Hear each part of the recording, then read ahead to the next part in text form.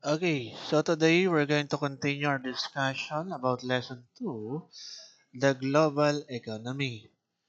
So last time we talked about the introduction of the global economy in which we emphasize about the Filipino income groups in 2025 prices. And also we talk about the economic globalization and the two major driving forces for economic globalization. So now let's proceed here on the difference between economic globalization from internationalization. So in here, economic globalization is a functional integration between international dispersed activities, which mean that it is a qualitative transformation rather than a quantitative change. So, himayin natin, ano? So, nakalagay dito, functional integration. Kumbaga sa integral calculus, meron tayong tinatawag na integrate this number to this number, no? Kumbaga nagkakaroon ng combination, no? Nagbabind yung numbers, okay, para siya ay maging single number o kung ano man na mas mapaikli. Okay? Yung word na integrate, ano? So, dito, kung makikita natin yung pagkaka-define, economic globalization is a functional integration between internationally dispersed. Okay? Internationally. Kumbaga, alam naman natin na worldwide, ano, iba-ibang mga bansa, no? Dispersed activity, which means that is a qualitative transformation. Okay? So ngayon, rather than a quantitative change, katulad siguro halimbawa, ano, marami naman nating masasabi sa mga economic globalization na ating nadaanan na in the past discussion, which is given na naman yan, di ba?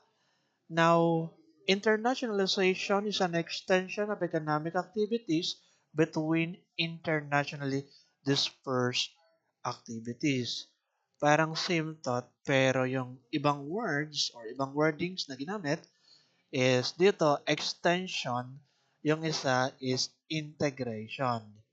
Okay?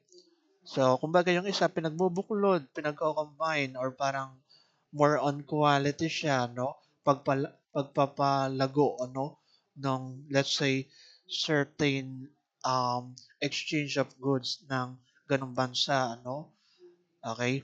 Ngayon naman, ito namang internalization is an extension of economic activities between international dispersed activities. So dito, when a company produces goods for a wide range of customers in different countries, the product that are inferred often must be localized to fit the needs of a given country's consumers. Siguro, simplihan na lang natin yung example.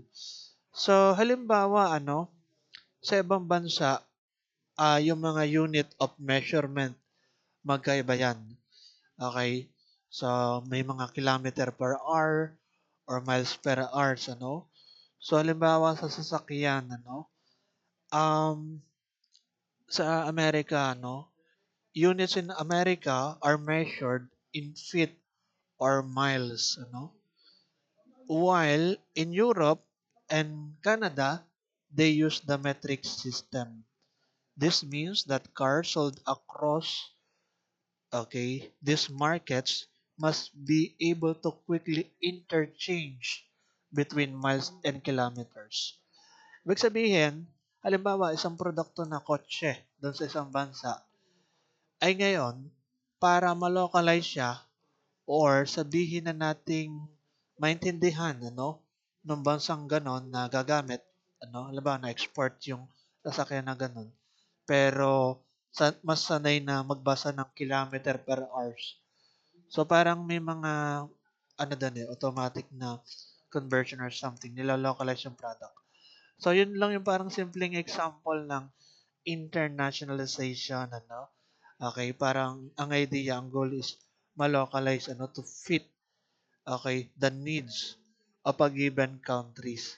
So simpleng example lang naman siya. May mga bagay pa na pwede nating may bigay na example when it comes to that na produkto na based doon sa ibang bansa, pero noong siya ay na-export, kailangan makasabay yung country na makakatanggap ng ganong, let's say, product or kung ano man yan, kung sasakyan man siya or kung mismong goods siya or kung ano man product yan, nababagay doon sa country niya.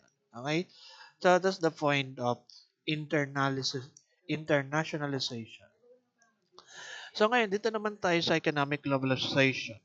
Produces that, dito pala sa pababa, no? Kasi given na economic globalization, makailang beses natin yung nadaanan, no? So, din sa ibaba, may nakalagay dito, economic globalization produces its own major players in the form of transnational corporations, TNC. The main driving forces of economic globalization of the last 100 years are roughly two-thirds of world export. Transnational corporation, also known as or otherwise known as multinational corporation, is a corporation that has a home base but is registered, operates and has assets or other facilities in at least one other country at one time. So, halimbawa daw, kung makikita niyo sa ating screen, may mga different corporation and ito ay nag-ooperate sa iba't ibang bahagi ng mundo, no? Katulad ng Coca-Cola, company siya ng Atlanta daw okay? Tapos Atlanta, Georgia sabi. At saka kung ano pa man, yung mga McDonald's, ang headquarters niya or home base ay nasa Chicago, Illinois, US.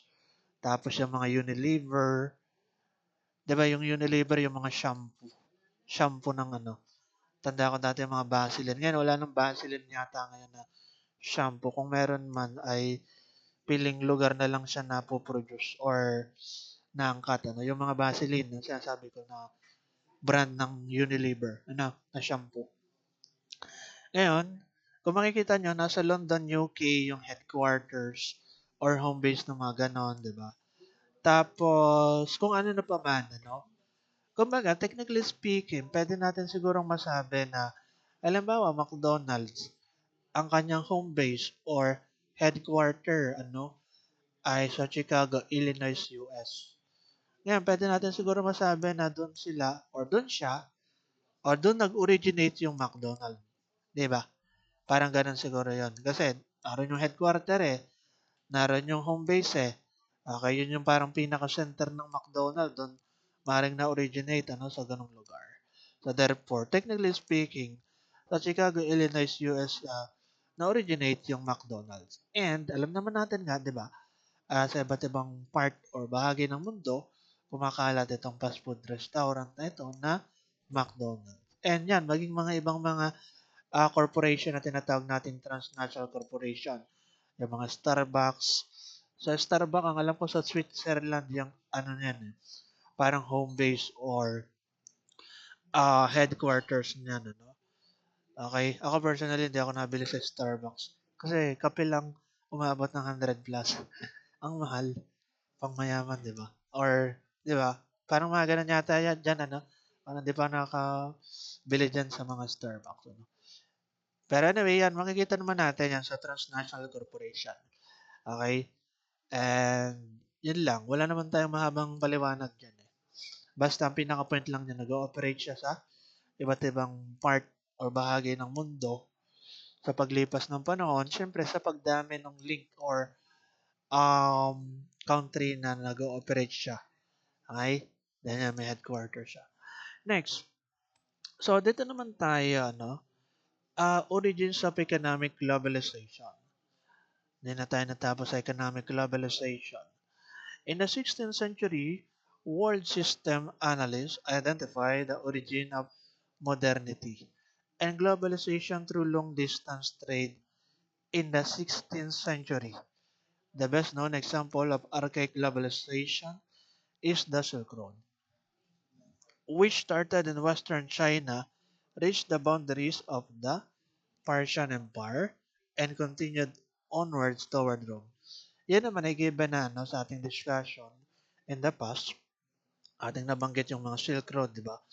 Yung pagkakaroon ng exchange of goods, sa part ng China, and sa part ng Europe, patungong China, papuntang Europe, Africa, mga ganun, West, So, ngayon, next, it is also connected Asia, Africa, and Europe. Pero dagdagan ko lang ng konti, no? Pansin nyo, kahit nung panahong una pa man, ay yung China ay talagang kilala when it comes to manufacturing goods or when it comes sa mga pag-shopping or shipping pala, sorry. Pagkakaroon ng shipping overseas. Kaya halimbawa, pansin nyo, kapag kayo ay nabili online, so makikita ninyo na pagka overseas yan, lagi siyang dumadaan sa China. Okay? Parang ganun. China talaga kasi. Lalo pat yun ang pinaka malapit nating bansa na malaking bansa, Okay, Asian country pa, So, ayun, dadaan doon. So, ngayon, next. Pero kung makikita natin dito, 16th century daw yung sa Silk Road.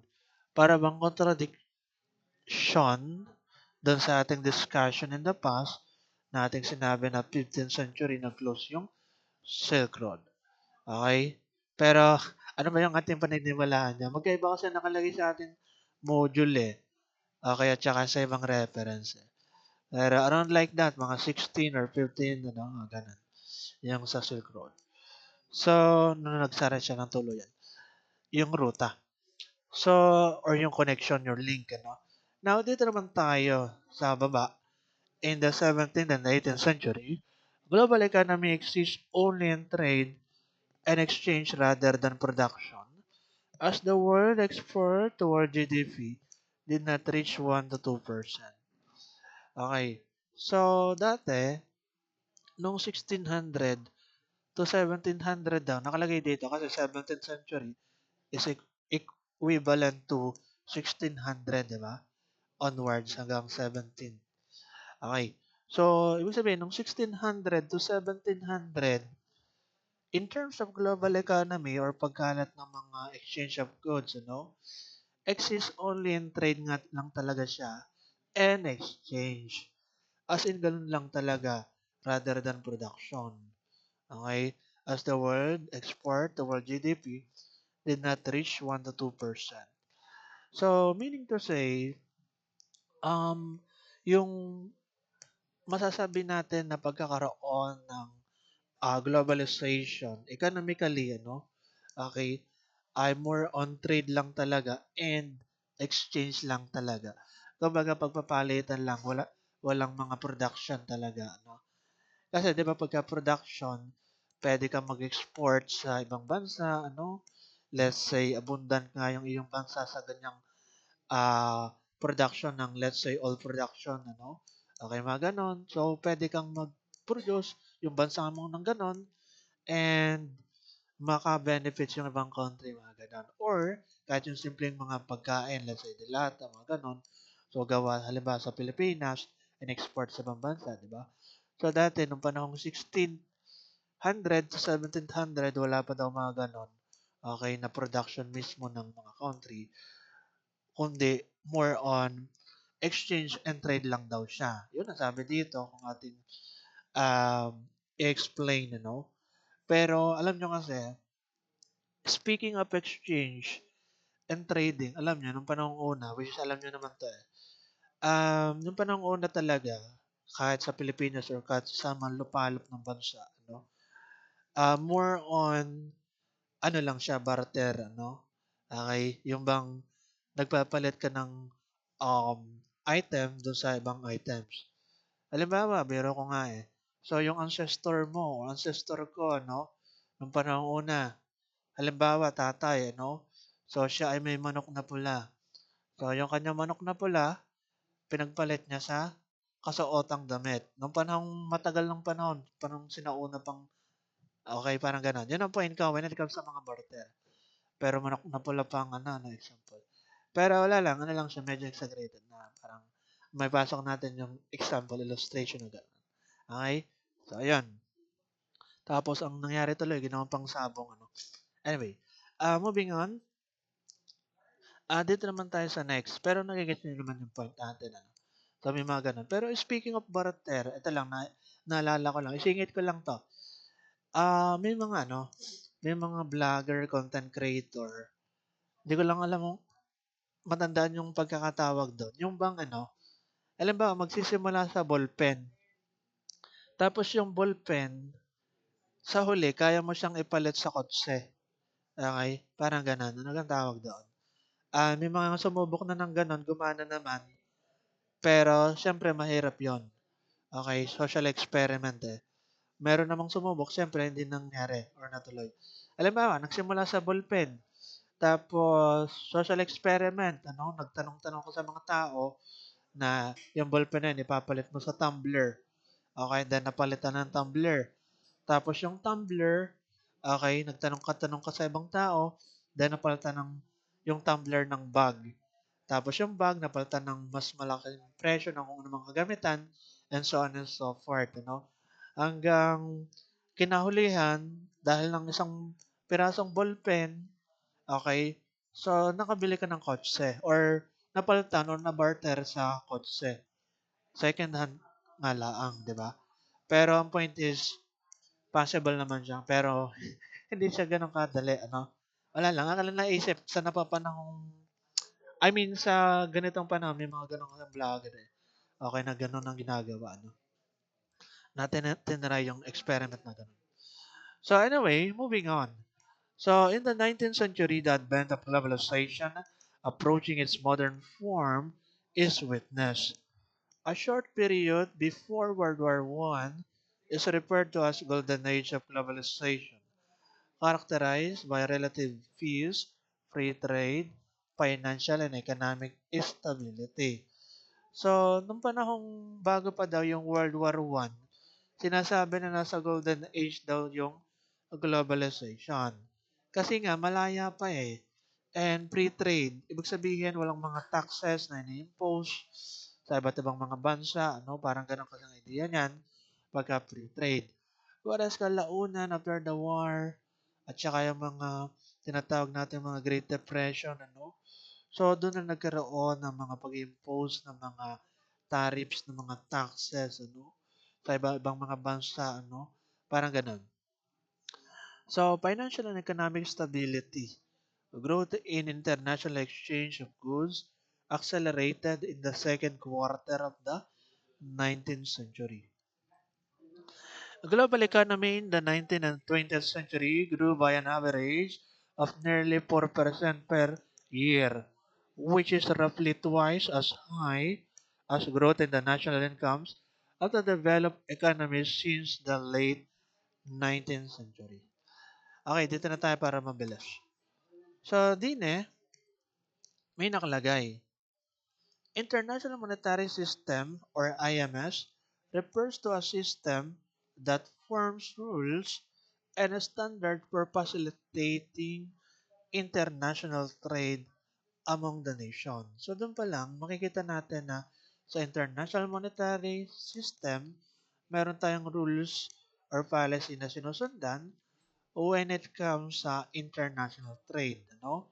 So, kung ating himayin, monetary system, meaning to say we're talking about the currency or foreign currency, It is the global network of the government and financial institutions that determine the exchange rate of different currency for international trade. So, halimbawa, yung palitan ng dollar to peso, So, given na naman yan.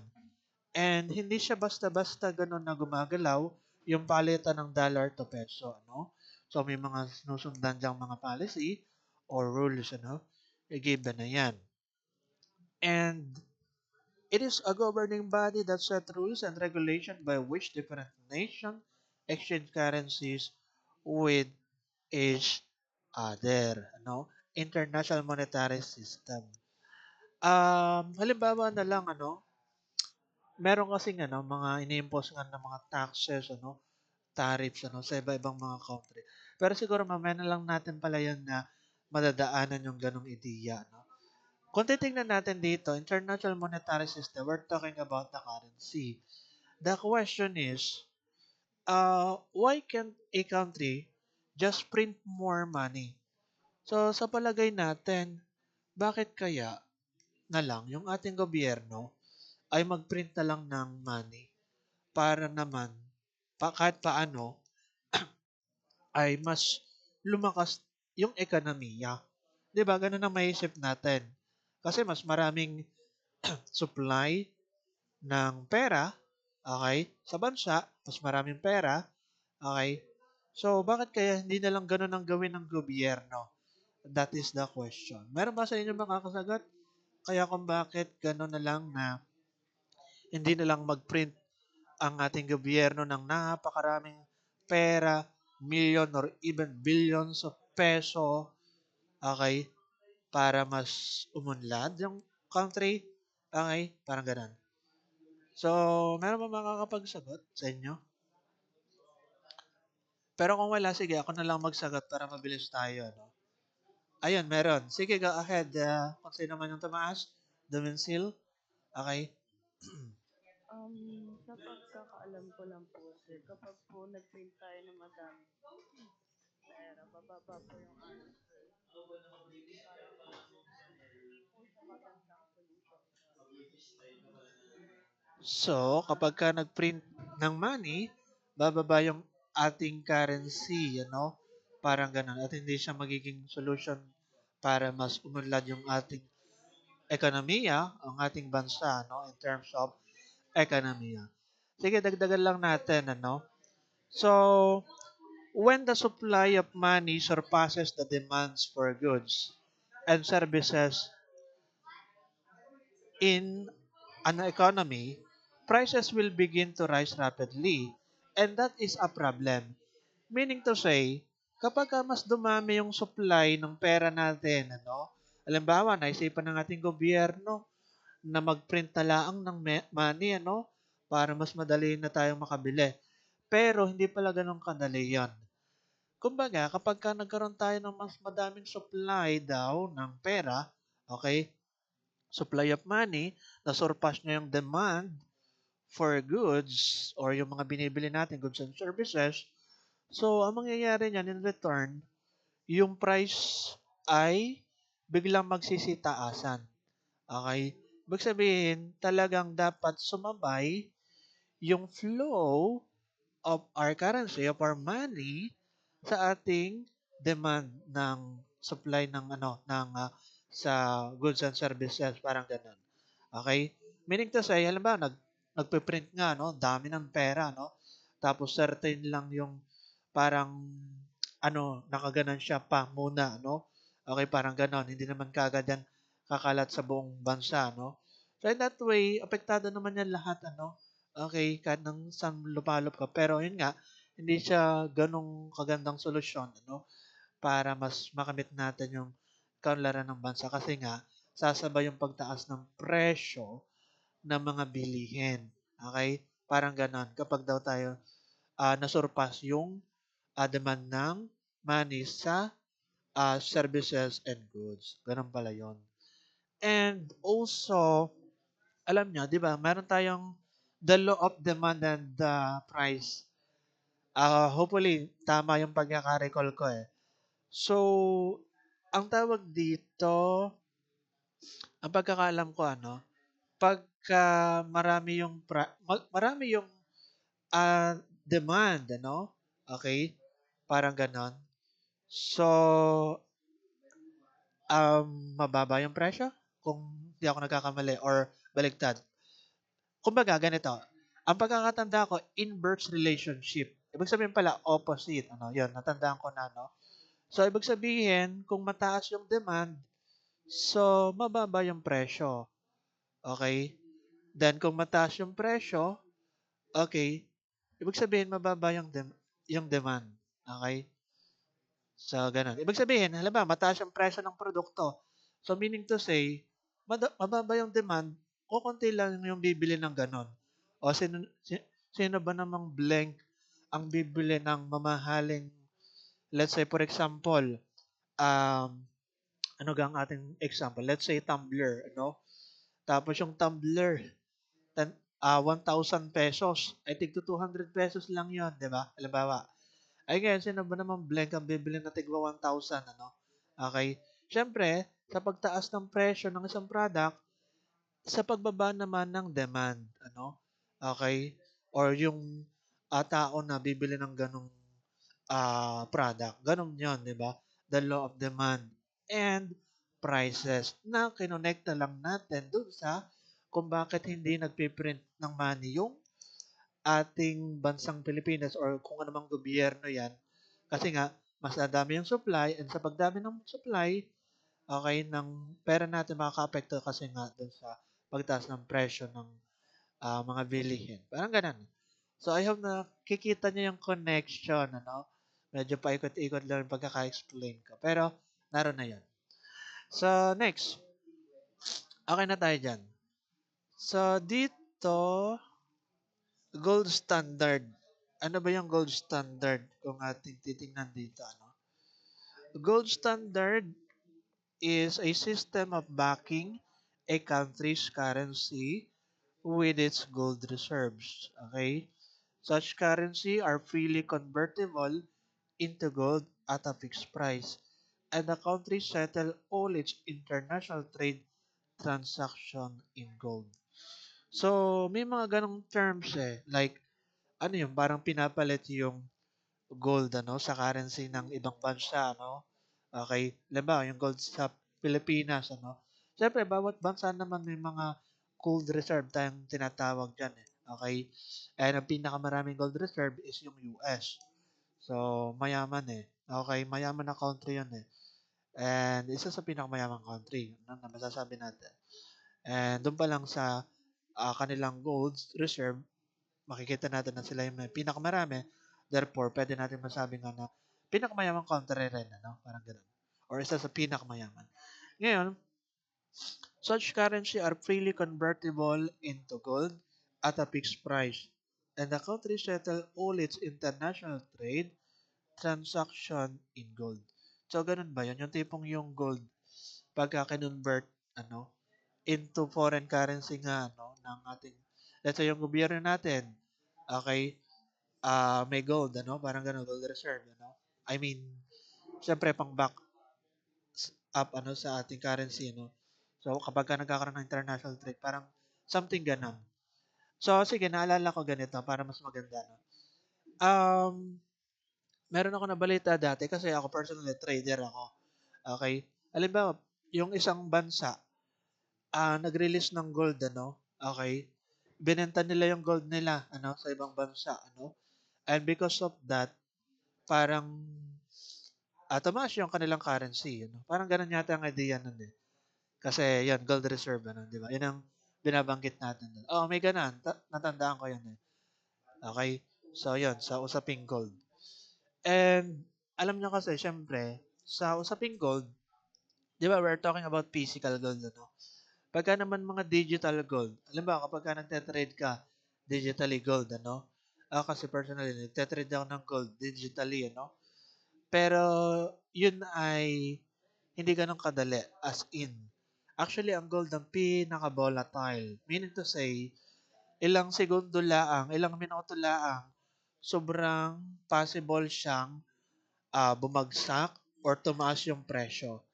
Meaning to say, pwedeng ma-liquidate or yung in-invest mo, let's say, halimbawa lang to, let's say million or kung ano man, in just few minutes, pwede yung matunaw. Dahil nag-trade ka ng ganon. Tapos yan, leverage mo ganon. Mas matindi pa siya kumpara sa ano eh, yung movement niya kumpara sa mga cryptocurrency, yung gold. Kaya hindi ako nagte-trade na nun eh. Okay, ng mga gold na yan. So, wala lang. Ako lang shinare, no? In connection to gold, nating sinasabi, no? Marami kasi nag invest dyan, kaya ganun na lang yung movement ng gold, ano? Okay? So, ayan. Ilang naman. Anyway, dun sa may mga may lakad, sige, kung may lakad kayo na ngayong oras, sige lang, bahala kayo. Pwede naman kayong mag-leave na, no? Okay, so moving on. Nasa na tayo? Nasa golds, ano? Tapos na tayo dyan. Pero speaking of gold, dagdagan ko lang ng isa na lang, no? Halimbawa, yung ancestor natin, merong natatagong yaman, ano? 'Di ba, nung panahong una, no, sa bansang Pilipinas, meron din tayong mga tinatawag na mga Yamashita treasure, ano? Marami daw ginto doon. At saka mga kung ano na bang mga treasure na yan, ano? Okay. So, in that way, halimbawa, ito, pero peke naman to yung kwento nito. Halimbawa, no, si Norman Mangusin or kilalang Francis Leo Marcos. Pero ano siya, scammer yun eh. Pero may kwento ko lang, ano. Kine-claim niya na kaya daw kung bakit siya mayaman, okay, nakapagbigay ng mga 100,000 sa pagtulong lang or million sa iba ba daw mga tao.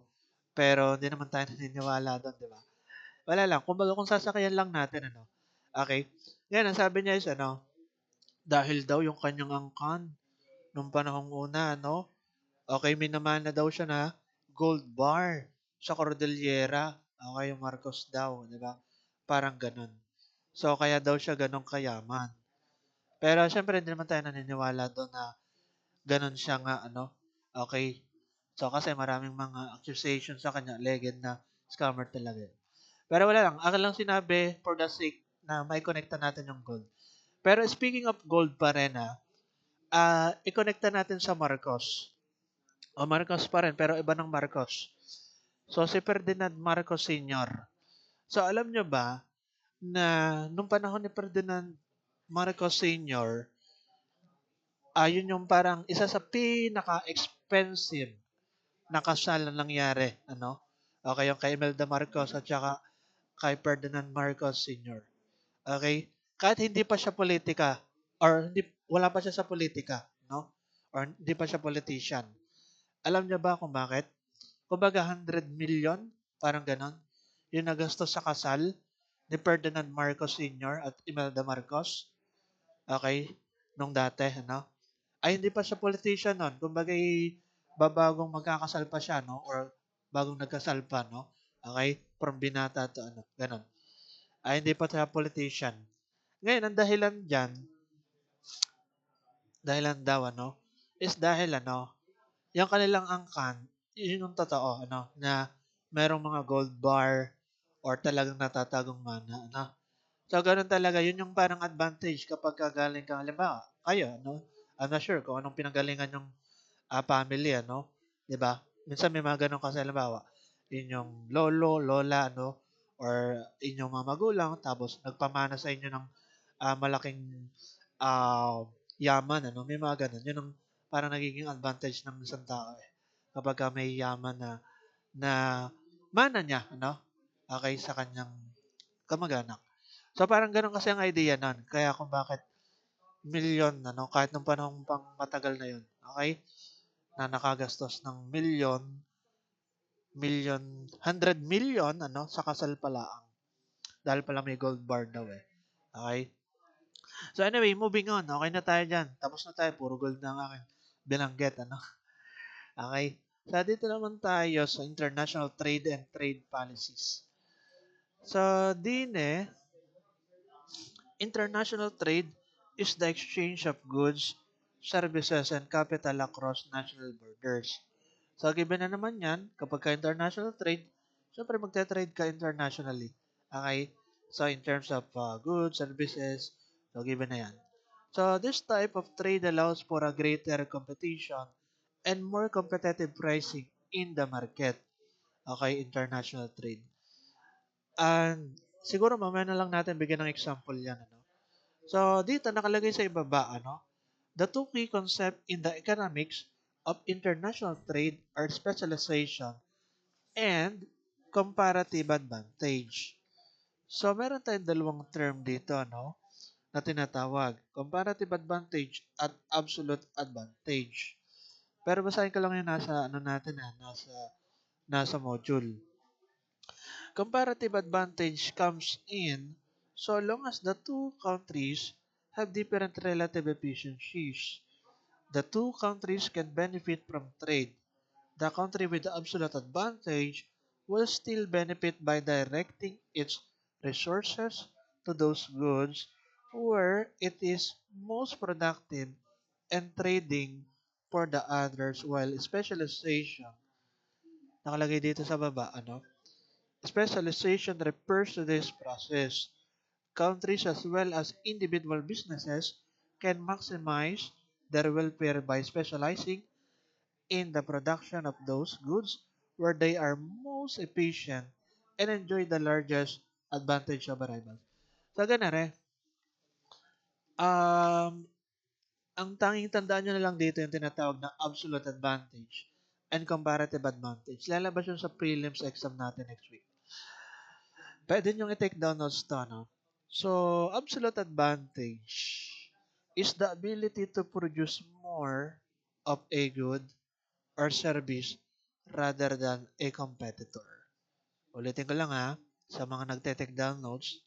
So, absolute advantage is the ability to produce more of a good or service rather than a competitor.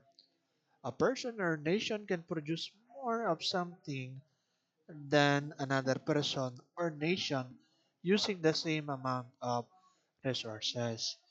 Parang ang pinaka-keyword lang dito is can produce more sa absolute advantage, using the same amount of resources. Sabi ko nga, simplihan na lang natin. Kasi sa ibang reference, parang komplikado yung pagkaka-explain doon eh. Pero syempre, mas maganda yung simple, no? So, simplihan lang natin. Sa absolute advantage, sabi nga natin, can produce more. Halimbawa, sa ating bansa, bansang Pilipinas, example lang to ha, ang ating bansa kayang makapag-produce ng silya or chairs ng 10,000 pieces. Imagine nyo na lang ha, 10,000 pieces kada araw. Okay? So, ganon. Whereas, yung Singapore, example lang to, pero hindi naman makatotohanan. Okay, for the sake, may mabanggit lang tayong country. Yung Singapore, kaya naman niyang makapag-produce ng 20,000 na as chair or silya, okay, sa loob ng isang araw. Kumbaga, using the same resources. Okay, alam ba, same na plastic na silya na ganon, ang pagkakagawa. Ngayon, nakita natin na may absolute advantage yung Singapore as compared sa Philippines in terms of making of chairs or yung silya, no? Kasi nga, mas efficient sila. Okay? Mas marami o mas productive, Mas marami silang mapoproduce. So, ganun kapag sinabi nating absolute advantage. Okay? More on quantity yung ating tinitingnan. So, ngayon, next naman tayo, we have a comparative advantage. So, dito, nakalagay dito, comparative advantage is the ability to produce a good or service at a lower cost. Pwede nyo i-take down notes yon. At a lower cost. Pagka sinabi nating comparative advantage, pwedeng makapag-produce ng good or service at a lower cost. So, ang parang keyword nga, pwede nyo i-take down notes at lalabas to sa exam. A comparative advantage produce at lower opportunity cost. Produce at lower opportunity cost. Yun yung parang pinaka-keyword dyan. Whereas sa absolute advantage, ang keyword is produce more with the same resources. Okay. So, example natin sa comparative advantage, Halimbawa, yung India. So, yung India has a comparative advantage in IT services compared to the US due to lower labor costs for skilled technical work. I repeat, India has a comparative advantage in IT services compared to the US due to lower labor costs for skilled technical work. What does it mean? Kumbaga, alimbawa, kapag ka nagpagawa ka sa India, in terms of related to IT, let's say computer, mapa-software man siya or hardware, okay? So, mas mura yung singilan doon, And knowing na same pa rin naman na quality, okay, yung paggawa noon ng pinagagawa mo. Alam ba, sa US, Alam ba, imagine mo, ikaw si San Goku. Ngayon, nawasak yung laptop mo. Tapos, nag-instant transmission ka sa India. Tapos pinagawa mo doon, yung laptop mo. So makikita mo na mas mababa ang singil dito. Okay, pero same lang yung or kung ano mang related sa IT services na yan. Then nag-instant transformation or instant transfer teleportation ka, Transmission, Instant transmission ka sa US. Makikita mo na mas malaki yung presyo, or single dito. Kasi nga para bang pinapalagay diyan na yung mga nakalagay dito, due to lower labor costs for skilled technical work. Yon, tunay naman talaga yon sa India. May mas comparative advantage sila in terms of IT services as compared sa US. Pero kung titingnan nga natin, alam mo yung India, di ba pansin nyo, marami diyang mga magagaling na Indiano ay mga magaling sa mathematics, magaling sa mga IT-related subject, Parang ganon. So, kumbaga makikita natin na madami magagaling na mga Indiano na, let's say, magkumpuni ng laptop or cellphone. Kumbaga magaling sa engineering, which is tunay naman. Hindi naman natin may kakaila yon na mga Indiano ay magagaling sa mga engineering, magaling sa mga mathematics, Okay? So, sabi ko nga, may share ko lang to sa inyo. Pero bago pala yon, kaya kita ninyo, halimbawa kahit sa mga larong chess, di ba related yan sa math or dahil calculation, So, kumbaga nag-uusbungan yung mga Indiano, okay, na madaming magagaling sa chess, mga chess grandmaster, mga top player talaga, top players. So, makikita naman natin yon. Kaya pansin nyo rin, pagka kayo ay nanonood sa YouTube ng mga tutorial, when it comes sa mga mathematics, So, makikita ninyo mga marami din doon is mga Indiano. Kasi nga, natural na magagaling yung mga Indiano sa mga mathematics. Okay? So, hindi naman natin in-exaggerate to na yon. Okay? Meron nga one time na napanood ako na documentary in which yung documentary ay para matest yung mga mamamayang Indiano kung talagang magaling sila sa math.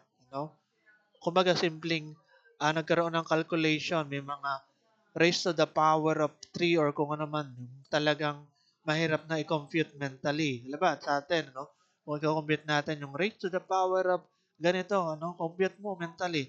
Diba, hirap ka, Kahit ako, hirap ako, So, ngayon, may mga, nakakasagot ng madali, So, to sum it up, sa India, above average talaga yung mathematical abilities nila. Walang halong biro yun or kung ano man, di ba? Which is tunay naman talaga. Okay? Kumpara, diba, sa ibang country, lalo na rin kumpara sa ating bansang Pilipinas. Di ba? So, ngayon, ano ba yung nakalimutan ko yun sa India? Actually, sabi nga natin, meron siyang comparative advantage sa IT services, yung India. Sabi ko nga, pwede yung hardware or software. Alam ba nga sa computer? Alam ba ako personally, one time nung dati, syempre ako kasi may YouTube, Pero hindi ko pinapromote yun, Pero ganito lang ang gusto kong sabihin. So one time dati, may pinapanood ako, na tutorial. Okay? And then, napanood ko sa Indiano. As in, Indiano talaga, Indian, Okay? Yung kanyang tutorial. Alam ba, yung paano mag-install ng Microsoft Office, mga ganyan, So, napanood ko yon. And then, sinundan ko yung method noon and ako mismo nagawa ng sariling video pero yung idea galing sa Indiano. Okay? Tapos pinaganda ko lang siyempre yung sarili kong paliwanag ano, binigyan ko ng mas detalye ano, mga gano'n. And sinimplihan ko yung, pagkakasalita ano, parang gano'n. And nung nangyari yon na-upload ko, then after a year ano, nagulat ako, nagkaroon ng million views ano, okay. So, sa YouTube kasi kapagka may million views, equivalent niyan, halimbawa 1,000,000 views ano, so makaka-receive ka ng 150,000 ano. So, because of that, yan naka-receive ako ng gano'n. Hindi, ang point ko lang kasi, kumbaga kinuha ko yung idea sa Indiano. Okay, mas marami pa yung view ko kaysa dun sa Indiano na original na nagawa ano, parang gano'n. So, ang point ko, dahil magaling ang Indiano, sa mga ganong usap, ano, software or hardware, so advantage nila yon ano. So, kumukuha tayo ng idea sa kanila. Parang ganun. 'Di ba? So, nakatulong naman yun, actually. So, yun lang yung natatangi ko kasi isang video sa YouTube na may 1,000,000 plus view. Okay. So, anyway, moving on. So, nakita natin na ang mga Indiano talaga is magaling sila, no? Sa mga engineering, mathematics, mga ganyan, IT related, no? Okay? Which is tunay naman. But, the thing is, kung titingnan natin, ano, yung mga Indiano, when it comes sa mga hygiene, parang yun yung negative nating makikita sa kanila, ano? Halimbawa, yung mga street food, ano?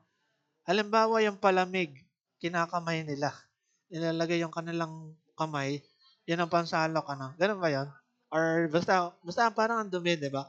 Tsaka yung mga street food, ano? Na, ah, yung yellow, okay, yung block of ice, nasa sahig, ano? Tapos, yun ang gagamitin, ano? Sa palamig. As in, ganun. Tsaka basta ang dumi. Pagka mga usabing pagkain sa India, tsaka yung sa hygiene nila, di ba? Okay? So, makikita natin na ganun. Parang yun yung negative na makikita natin sa Indiano. Pero yun nga, yung positive na nabanggit na natin. So, ayun lang. So, bakit ako napapokus sa India? Hindi ko alam kung bakit. Wala lang, na-share ko lang ano, yung aking nalalaman about sa mga Indiano. So, ngayon, balik tayo. Ang tawag dito, dito tayo sa comparative advantage. Meron dito nakalagay na specialization. Ngayon, yung specialization, related siya sa comparative advantage. Sinasabi dito sa example, ano, Canada has a comparative advantage in resources like maple syrup due to geography. Okay? While Mexico has one in agricultural products like avocado. Ano ibig sabihin? Sa comparative advantage na pwede nating may relate sa specialization, kanya-kanya yan ng country na pwede nating nabigyan ng example. Katulad nga dito, yung Canada, ano, may comparative advantage siya, no, in resources like maple syrup due to geography, while Mexico, yung products like avocado. Ibig sabihin, halimbawa, based sa season, ano, so, yung ating bansang Pilipinas, kung i-compare natin, let's say, sa Japan or sa China, halimbawa, mansanas. So, more on sa China, sa Japan. Alam mo, Fuji Apple. Ang Fuji Apple base ano? Sa Japan yun, ano? If I'm not mistaken. Kung di man, baka sa China yun. So ngayon, kung makikita natin, may comparative advantage, okay, or may specialization under ng comparative advantage, yung Japan or China when it comes sa pagpuproduce ng mansanas. Kasi nga, based sa season nyo na since yung kanilang country ay mas malamig, tropical, ano? As compared sa Pilipinas na hindi naman makakapag-produce noon, naturally, ano? So therefore, may specialization yung China, Japan when it comes sa pagpo-produce ng mansanas. So ganun pala yon. Ngayon, sa atin namang bansang Pilipinas, speaking of pagpapatubo ng apple, ay ganito yan eh. Sa tunay, naturally, hindi naman talaga pwede na makapag-produce ng apple sa ating bansang Pilipinas. Halimbawa, sa inyong bakuran, tapos may buto ka ng mansanas, ano? Okay? So, then, inano mo sa lupa, sinuksok mo. So, expect mo ba natutubo yon in the long run, Okay, syempre hindi. Kasi nga, kung tumubo man siya, hindi siya magtutuloy-tuloy kasi dahil ng climate, dahil ng environment, So, ganun, when it comes sa specialization ng isang country, pwede yung example, okay, may comparative advantage or specialization ng country na yon, diba nga, China, Japan, dahil nagagawa nilang magkaroon ng abundant na production ng, let's say, mansanas, okay? So, ganon. Ngayon, ito lang, singit ko na lang, last. Mansanas pa rin. Pwede naman sa Pilipinas na makapagpatubo ng mansanas. Pero yan ay parang merong remote area, or something na talagang special na environment para doon, okay? Pero naturally nga, hindi kaya. Okay? So, yun lang. Siningit ko lang. Dagdag kaalaman. So, next. Okay na tayo dyan, Next na tayo. Napahaba yung aking discussion, So, trade policies. Ito naman, paikot-ikot lang din naman yung idea ng mga trade policies, yung kaninang monetary system, international monetary system, mga ganun-ganun, Parang same idea. Pero, dito, policy yan, We're talking about yung regulation, okay, yung agreement of foreign countries. It defines standards, goals, rules, and regulation that pertain to trade relation between countries. Each country has a specific policies formulated by its officials. What does it mean? Halimbawa, sa US, kung hindi ako nagkakamali dati, napatawan ng US yung China ng 10% tariffs. Okay? So, at saka yung ibang country pa, pero iba-iba yung parang percentage ng tariffs nun. Hindi ko lang matandaan sa Pilipinas kung nasa ilang percent yun, kung 5% pa yon or something, or 3%, Okay, or 5% or 12%, I don't know. O maring sa China 20%, sa atin ay 12%, parang ganon, naglalaro sa ganon. So, kumbaga makikita natin na itong US, may karapatan siya na gawin yon, na magpataw siya ng mga tariffs or taxes. Meaning to say, kung ano yung dumadating sa kanilang country, coming from other country, importation of goods, So, papatawan niya ng ganong percentage, Okay? Yun ang ibig sabihin dyan. So, trade policies, nakadepende yan sa country. Each country has a specific policies formulated by its official. Okay, so dito naman tayo focuses of trade policy in international trade. So dito may nakalagay na there are two different types of economies associated with economic globalization. These are protectionism and trade liberalization, So, kung ating titingnan dito, meron tayong tinatawag na protectionism muna. Comes from the word itself, protection. Kumbaga, para protectionan, yung ekonomiya, ng bansa. Let's say, nakalagay dito, protectionism means a policy of systematic government intervention in foreign trade with the objective of encouraging domestic production. This encouragement involves giving preferential treatment to domestic procedures and discriminating against foreign competitors. Ano ibig sabihin yan? Ang ibig sabihin yan, kaya nagkakaroon ng protectionism or mga taxes na pinapataw sa mga produkto is para mas tangkilikin natin yung sariling local product, yung domestic production na tinatawag. So, example dito, for instance, meron daw pen. Ito na lang, medyo gawin natin exaggerated, Halimbawa, meron ballpen. I have a pen. I have an apple. Hindi, joke lang. Pen, apple, pen. Hindi. Di ko lang alam kung naabot yung commercial na yun dati. Pero ganito. Halimbawa, may pen, Ngayon, yung pen na yon ay $10. Okay? $10, parang equivalent nun ay nasa 590 pesos. Halimbawa lang to ha. O, halimbawa na lang, may ballpen, tapos $1,000 or $1,000. $1,000, exaggerated lang. Pero may point kung bakit natin ginawang exaggerated. Halimbawa, itong pen na ito ay nagkakahalaga ng 59,000 pesos. Okay? Meron bang ganun? Parang wala naman, ano? Um, Kumbaga, itong pen na ito, merong internet. Okay? Kaya ganun kamahal. Tapos, very advanced. Pero sige, huwag na nga exaggerated. Parang pangit kasi na example.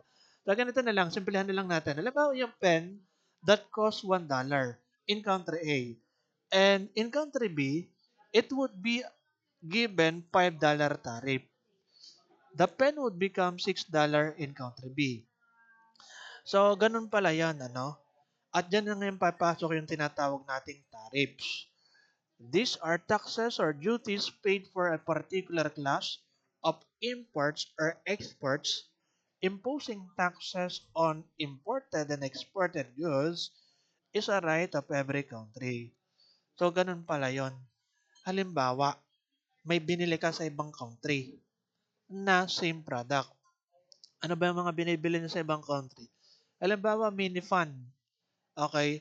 Ang mini fan nagkakahalaga locally ng mga, let's say, 200 pesos. Ay ngayon, sa ibang country, may nakita ka na tigwa 100 pesos. Okay? As in, ganun talaga, meron. Same product, same brand, okay? Same quality. So ngayon, hindi ka na nag-atubiling bumili pa, kundi binili mo na kagad yon, okay? In-order mo na kagad. Pero galing ibang bansa. 100 pesos lang yung magagastos mo. Okay? Parang ganon, ano?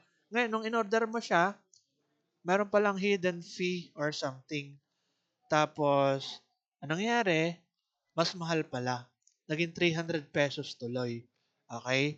Kasi nga, dadaan yan sa Bureau of Customs, o something ganon, ano? Kaya pansinin nyo pati, ano?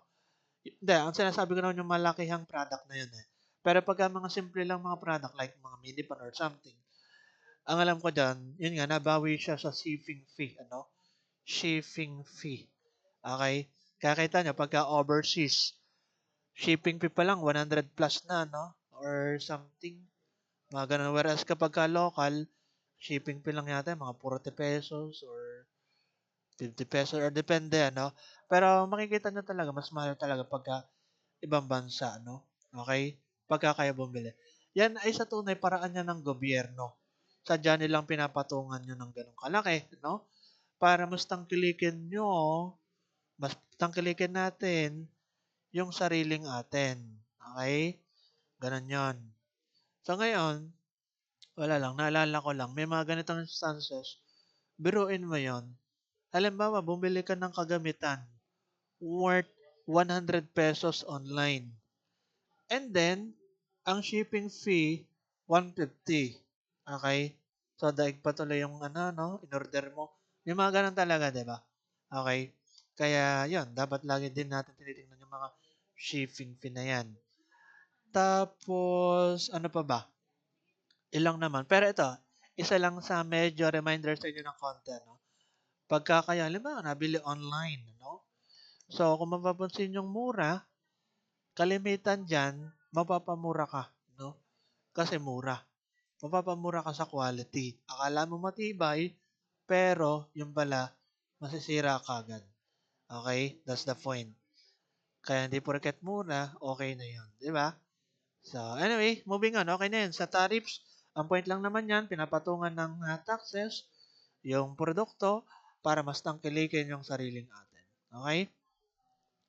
Next, trade barriers, they are state-imposed restriction on trading a particular product or with a specific nation. Okay? It can be linked to the product service like technical requirement, and it can also be administrative in nature such as rules and procedure of transaction. Ayun na nga, trade barriers, they are state-imposed restriction on trading a particular product or with a specific nation. Halimbawa, yung particular na product na ganito, like, ano ba ang ating maisip, kung ano man yan, na ganito yung taxes na nakalagay diyan, whereas itong ganito, halimbawa lang, halimbawa let's say tumbler, ang tariffs na inilagay ay $5, no? Whereas yung mini fan, ang taxes or tariffs na inilagay ay let's say $6, ano? Mga ganon. So, kumbaga, depende yan sa product din, yung paglalagay ng mga taxes or tariffs, ano? And with a specific nation nga, ano? So, ganon. Next, actually, last slide na to, ano? Okay, sa wakas, matatapos na.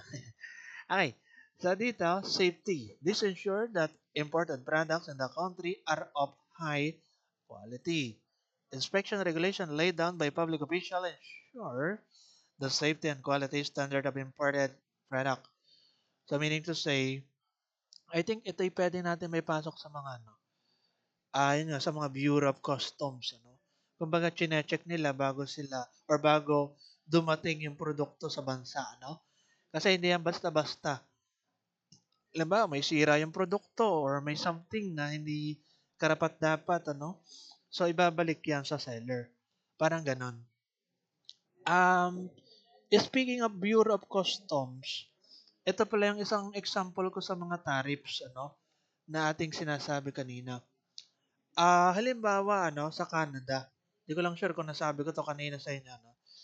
Halimbawa, yung sa Canada, merong Cybertruck doon na doon ginawa, no? Okay? Kumbaga, 6 million siya kung bibilin mo. Okay? Halimbawa, ikaw si Goku. Nag-instant transmission ka papuntang Canada. Ano lang to, exaggeration. Then, yun, nakapunta ka ng Canada. Then, yun, nabili mo yung Cybertruck. Halimbawa, may pera ka ganun. 6 million. Okay? Ngayon naman, kung nasa Pilipinas ka, okay, tapos ang ginawa mo, gusto mo yung Cybertruck na bibilhin mo sa Canada ay mapapuntang Pilipinas. Ang mangyayari niyan ganito, magkakaroon niya ng mga around 4 million tariffs. Kumbaga, harangin ng customs na papatawan ng ganitong halagang tariffs or taxes. Ano? Ibig sabihin, nung napapunta siyang Philippines, since mamahalin siyang gamit, ano, luxurious car, so naging 10 million na. Okay, from 6 million, nalugi ka pa ng 4 million, ano. So, mas maganda na lang na pumunta ka na lang Canada at doon ka na lang bumili mismo, na. O doon mo gamitin. Kung gagamitin mo sa Pilipinas, mapapatungan pa yan, di ba? So, magiging 10 million, ano, sa halip ng 6 million. So, ganun talaga. Pagka sinasabi nating tariffs or nag-impose ng tax, ano? So, depende yan sa bansa at depende yan sa produkto na pinapatawan ng tariffs or taxes. So, yun. Safety, nabanggit na natin. Then, last, meron tayong tinatawag na types of trade policies. National trade policies, this safeguard the best interest of each trade and citizens. Kumbaga, ang focus nito is within the country, locally, ano? So, para sa mamamayan, ano? Okay, safeguard the best interest of each trade and citizens. Ano ba ang aking example dito? Ito naman ay self-explanatory ko lang, ano? Let's say, for example, halimbawa kayo mga student, para makarelate kayo, no? Pagka nagpapa-cash in kayo sa GCash, 'di ba minsan kailangan 'yan ano kapagka nagbabayad ng bills halimbawa sa dorm or what yata mga ganyan. So, kung makikita ninyo may mga charge. Kahit nga pumunta ka ng tindahan, ano, 'di ba may charge.